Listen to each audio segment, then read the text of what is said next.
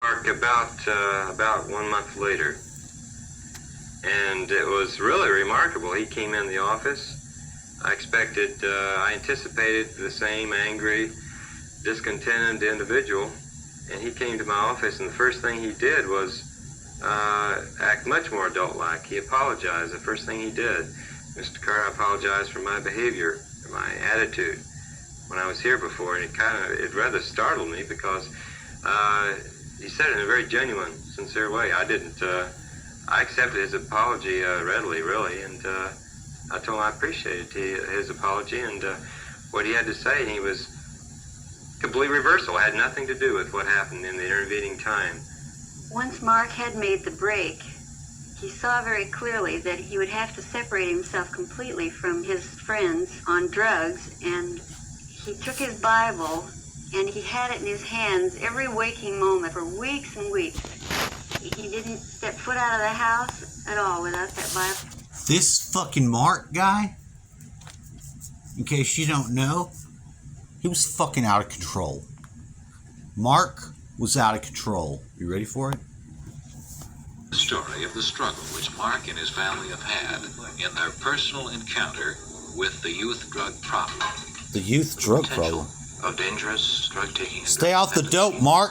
Should be looked at as Mark. Nowadays, probably the biggest. Are you on that dope, Mark? The family is going to have to survive in the adolescence of its children. He's fucking high again, Mom. It has become a moral problem, drug taking. Look at Mark. He's all fucked up. They got really messed Anyone up. who is to talk to teenagers about drugs has to begin with the knowledge. Sitting here with me, that drugs Dr. are very Herbert pleasurable. Shiro, Anyone who opposes drugs psychiatrist. must know that he's opposing a very strong adversary. Anyone who wants to offer something different from a drug experience must know that he has to offer something pretty powerful Freaking and real. everything. The drugs that I took them because I enjoyed them. We took a lot What of were you LSD. taking, Mark? I took over 300 times. God damn. Dreams in my mind that I could see just as plain as if I was looking at you, which is beautiful. And I had lots of those. Lots of times I had just really powerful Fuck yeah, Mark. Look at Mark. Run, Mark. Just exactly what I could get from drugs. When I first had suspicions of Mark being on drugs, I was watching him quite Mark's mother. closely because I knew he was around kids now that were known users. Known users. And so that began the long season of waiting up nights for him, wondering where he was, and watching his eyes. Every night when he'd come in, I would talk to him and get him into different positions, trying to watch his eyes to see how they were. Fucking Mark was all Google-eyed. And his friends rolling marijuana and actually visually seeing all of this before our eyes. No. And realizing what was going on right in our own backyard was a pretty Some difficult hippie, thing to you behold. freaking pothead, stoner. Hello, my good friends. How are you today? Are you doing well? I hope for you to be doing well, because that makes me happy. When I'm happy about your doing well, it is a good thing. It is a good thing. Now, yesterday, as I ground up my marijuana material that I like to smoke because it makes me happy.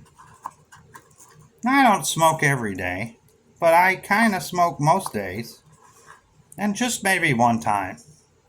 Just one time do I smoke. And I'm going today use this juicy, ooh yum yum juicy goo brand of vapors to smoke my joint. What you'll notice here is I will gingerly place the smoke stuff, the material, in this here paper. The next thing I'm going to do is make sure I've got a little more. Because I want to get fucking trashed. You understand? I put a little bit more. I don't want to I don't want to shyst myself. Now, shysting, and I'll spell it out for you, is when you don't give yourself the amount that you need. Or you shyst someone else. You fuck them out of the proper amount. You don't want to give them just a little bit. That's not right. You want to give them enough. They're going to need enough. And although this is some hot pot damn zooey pow material, you still don't want to be left wanting.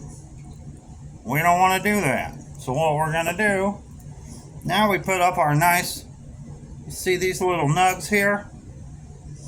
And they smell delicious. Now what we do is we take our brand new lighter that we got to light this pot material, and we're going to give it a go.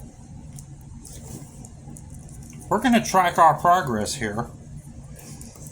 Once you've given yourself a nice round roll, you see there's only a little bit of pregnancy there. You want to get a nice round roll. You don't want to get any pregnancy in your dub. You understand? You don't want that. That's sloppy. You don't want to do sloppy. You want to be a professional roll.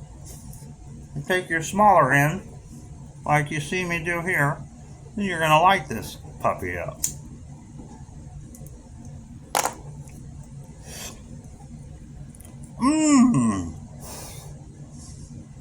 Now the paper here will normally make a person cough if they've got any sort of injuries, or if they're fucked up, hit the lungs. But what you can do is taste this wonderful watermelon-y flavor. You'll find that flavor very yum to you. You want to take it all in, because you're not a fucking pussy noob. And let it out. And while you do this, you can play with your kitty cat, who's not supposed to be on the counter, but he's on the counter. What are you doing on my counter, kitty? That kitty just does what the fuck he wants. He knows it's a no, but he does it anyway, because he's a she. Traditionally, she's are little bitches. It's just the way it is. You want some of this? You see the little kitty cat's little face over there hiding, trying to be all sneaky and shit? Look at that sneaky cat. That sneaky cat wants that thing I've got rigged up for her to play with. But since you can see, as I'm smoking, the more inebriated I get, the more fun this game becomes. And you'll enjoy it too if you like activities such as playing with cats, messing with their minds. I want to show you, friends, the type of fun that we can have here. I want you to see.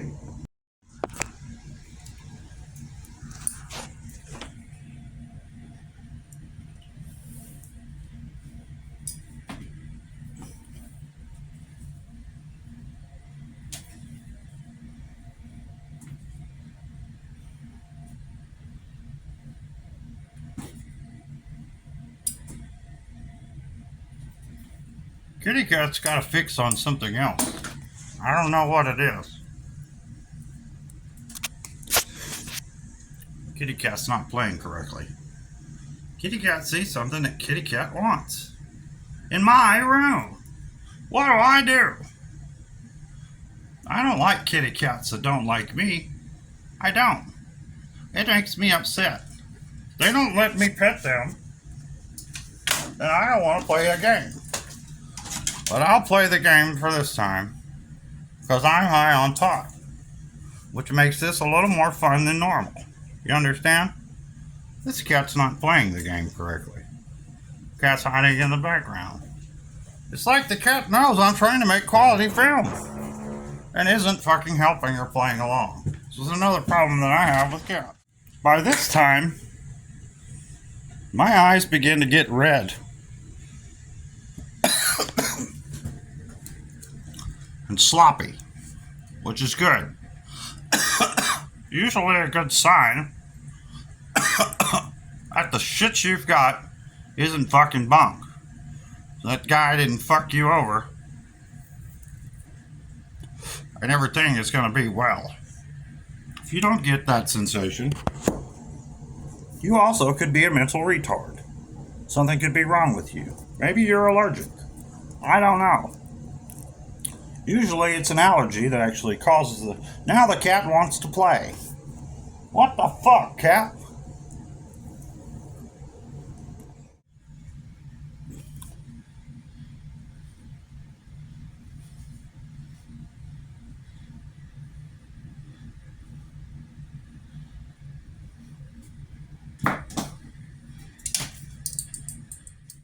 Honestly, I think the cat's fucking with my mind. No more playtime. By now you've realized that your fucking weed is pretty good.